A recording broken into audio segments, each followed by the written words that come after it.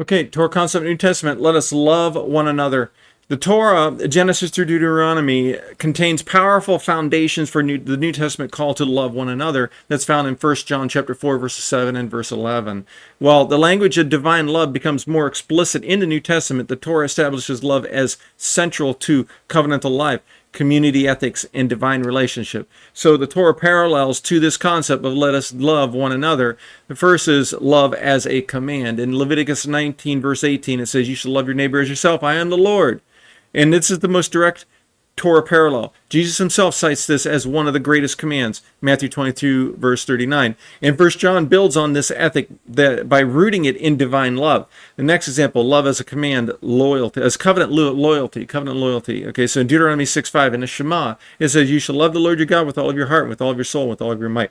So loving God is the foundation of loving others. In 1 John 4, 7, 11 teaches that love for others flows from knowing and loving God, a theme already present in the Shema.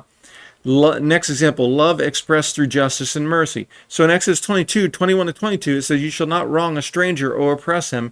You shall not afflict any widow or orphan." So these commands reflect love in action and caring for the vulnerable, which is a key expression of loving one another. In Deuteronomy 10, verse 19, it says, "Love the stranger, for you were strangers in the land of Egypt." So this expands the command to love beyond kinship, echoing 1 John's universal call to love as a reflection of God's nature. Next example, love as communal responsibility. In Genesis 4, verse 9, it says, "Am I my brother's keeper?" And Cain's rhetorical question is answered throughout the Torah. Is yes, we are responsible for one another.